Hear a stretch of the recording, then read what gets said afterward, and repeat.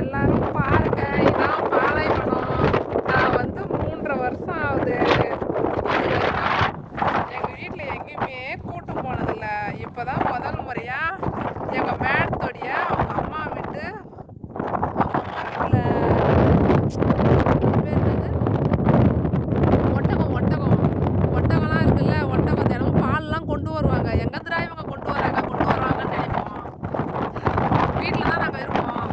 இந்த ஒட்டக பால் தான் நாங்கள் குடிப்போம். அப்புறம் இங்கே வந்து பார்த்தா தான் தெரியுது, ஒரு 4-5 பையன் இருக்காங்க. அந்த 5 பையனுக்கும் ஒரு எட்டனா தூரத்துக்கு இவங்க தான் போல. எத்தனை ஏக்கரை வளைச்சி வச்சுக்கிறாங்கன்னு தெரியல.